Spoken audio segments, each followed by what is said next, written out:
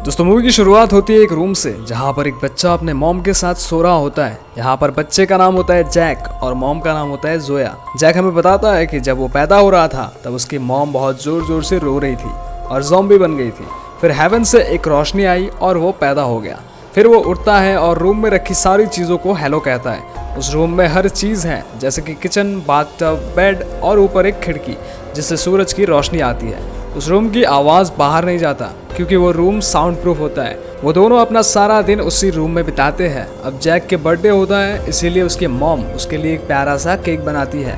पर जैक गुस्सा करता है अपने मॉम पर क्योंकि केक पर कैंडल नहीं होता, लेकिन मॉम गुस्सा होने की बजाय उसे हक कर लेती है। इसके बाद जैक कहता है कि ओल्ड निक आएगा तो आप उससे कैंडल मंगवा लेना। अब ये ओल्ड निक कौन है ये हम आगे जानेंगे। अब रात होने पर मॉम जैक को सोने के लिए कहती है, पर वो उसे बेड की बजाय वार्डरोब में सुलाती है। इसके बाद वहाँ पर एक आदमी आता है और वही ओल्ड निक होता है जो जोया के साथ इंटीमेट होता है। वो हर दिन ऐसे ही आता है और जोया के साथ इंटीमेट होता है, या फिर हम कह सकते हैं कि वो उसका रेप करता है। एक दिन जैक को एक छोटा चूहा दिखता है तो वो उसे पकड़ने जाता है, पर जोया उसे मार देती है और जैक को समझाती है कि हम दोनों और इस रूम के अलावा कुछ भी रियल नहीं है। बाहर स्पेस है और वहाँ बहुत सारे एलियंस रहते हैं।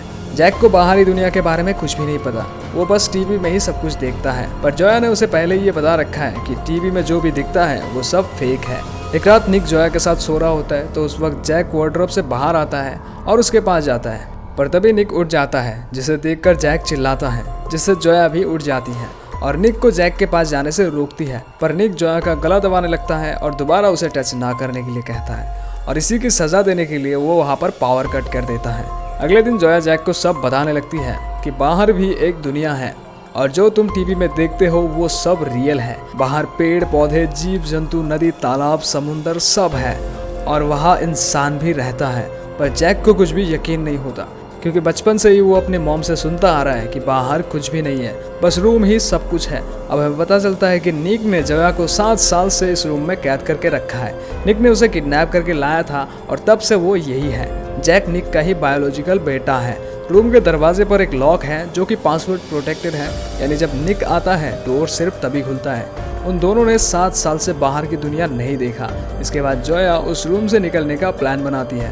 वो पानी को गर्म करके जैक की बॉडी पर कपड़े से लगा देती है ताकि जब निक आए तो वो उसे बुखार है समझकर उसे हॉस्पिटल ले जाए और जैक वहाँ से हेल्प लेकर आ सके। पर जब निक आता है तो वो उसके लिए दवाई लाने की बात करता है और जैक को हॉस्पिटल नहीं ले जाता, जिससे ये प्लान फेल हो जाता है। अब वो एक और प्लान बनाती है जो कि थोड़ा रिस्की होता है। वो जैक से कहती है कि उसे मरने की एक्टिंग करना पड़ेगा ताकि जब निक आए तो उसकी बॉडी को बाहर ले जाए कहीं दफनाने के लिए, और जब वो ट्रक चला रहा हो ट्रक के रुकते ही उससे कूदकर भागे और हेल्प मांगे। इसके बाद जोया उसे एक कारपेट पे रोल करके फिर उसमें से बाहर निकलने का प्रैक्टिस करवाती है। जोया का प्लान होता है कि अगर जैक कारपेट पे फोल्ड रहेगा तो निक उसको डेड बॉडी समझकर देखेगा नहीं। अब जब निक वहाँ पर आता है तो जोया वहाँ पर रोने की एक्टिंग करना शुरू कर देती है और जैक को पेड़ों के पास दफनाने के लिए कहती है। निक जैक को बाहर ले जाता है और अपने ट्रक में डाल देता है। अब जैक बाहर की दुनिया से बिल्कुल अनजान होता है, पर वो कारपेट से रोल होकर बाहर आ जाता है और ट्रक के रुकने पर कूदने ही वाला होता है कि तभी उसे निक देख लेता है, बट फिर भी वो कूद जाता है और एक आदमी के पास भागकर चला जाता है। निक पुलिस के डर से उसे वही छोड़ देता है। इसके बाद वो आदमी पुलिस बुला लेता है। एक लेडी पुलिस उससे पूछताछ करती है और धीरे धीरे सारी इन्फॉर्मेशन निकाल लेती है। उसके बाद जोया को भी रूम से निकाल लिया जाता है और निक को भी अरेस्ट कर लिया जाता है। निक को 25 साल का सजा होता है। जैक और जोया हॉस्पिटल में भेज दिया जाता है। वहाँ पर एक डॉक्टर आके जोया को सजेशन देता है कि वो जैक को चाइल्ड केयर में भेज दे क्योंकि 7 साल तक एक रूम में कैद रहने की वजह से जोया की मेंटल कंडीशन भी ठीक नहीं है। पर जोया डॉक्टर को साफ साफ मना कर देती है। इसके बाद वहाँ पर जोया के पेरेंट्स आते हैं। जोया को पता चलता है कि उनके पेरेंट्स अब साथ नहीं रहते, उन दोनों का डाइवोर्स हो चुका है। उसके मॉम अब एक दूसरा आदमी लियो के साथ रहती है। जोया और जैक का केस भी अब नेशनल न्यूज़ बन चुका होता है, इसलिए हर कोई उनसे बात करना चाहता है। इसके बाद वो दोनों अपने माँ के घर चले जाते हैं जहाँ पर जोया रहा करती थी। वहाँ पर अब लियो भी रहता है। जैक को इस बड़ी सी दुनिया में बहुत परेशानी हो रहा होता है। वो अपनी सारी बातें जोया से ही करता है और उस रूम में वापस जाने के लिए भी कहता है। अब जोया खुद भी डिप्रेशन में जाने लगती है क्योंकि वो 7 साल से गायब थी और जब वो वहाँ रहती थी तब वो एक टीनेजर थी। वो अपनी पुरानी फोटोज को देखती है और सोचती है कि उसकी सारी फ्रेंड्स एक नॉर्मल लाइफ जी रही है।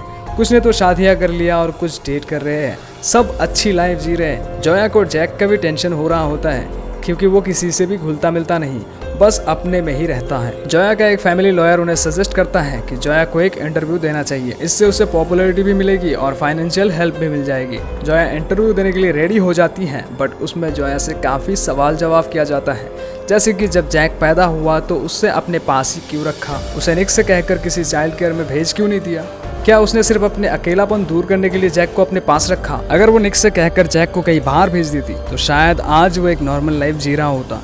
ये सब सुन के जोया बहुत दुखी हो जाती है और खुद भी सोचने लग जाती है कि शायद उसने अपने फायदे के लिए जैक को अपने पास रखा था। फिर वो बहुत ज्यादा डिप्रेस्ड हो जाती है और सुसाइड अटेम्प्ट करती है, पर जैक उसे देख लेता है और जोया को फिर हॉस्पिटल में एडमिट करवाते हैं। जैक अपनी मॉम को बहुत मिस करता है, वो चाहता है कि उसकी मॉम जल्द ठीक हो जाए और उसके पास आ जाए। इसके बाद जैक धीरे धीरे बाहरी दुनिया से घुलना मिलना शुरू कर देता है, सबसे बातें करना शुरू कर देता है और अपने एज के फ्रेंड्स भी बनाता है। अब जब उसकी मॉम ठीक होकर वापस आती है तो वो जैक को सॉरी बोलती है और उसके पास हमेशा रहने का प्रॉमिस करती है। जैक मॉम से कहता है कि उसे एक बार उस रूम में जाना है, तो उसकी मॉम जैक को उस रूम में ले जाती है जहाँ पर जो भी सामान था वो सब अब पुलिस ले जा चुकी है। जैक को अब ऐसा लगता है कि रूम बहुत छोटा हो गया है और रूम अब रूम नहीं रहा क्योंकि डोर खुला हुआ है। इसके बाद जैक वहाँ पर बची हुई चीजों को बाय बोलता है और दोनों वहाँ से चले जाते हैं और यहीं पर ये मूवी खत्म हो जाता है। दोस्तों ये मूवी एक नोवेल पर बेस्ड है जिसका नाम रूम है। ये नोवेल फ्रेंसिल केस से इंस्पायर्ड है और फ्रेंसिल केस पर एक मूवी है जो कि गर्ल इन द बेसमेंट है, जहाँ पर एक बाप अपनी बेटी को 24 साल तक एक बेसमेंट में कैद करके रखता है और ये कहानी बिल्कुल सच्ची है।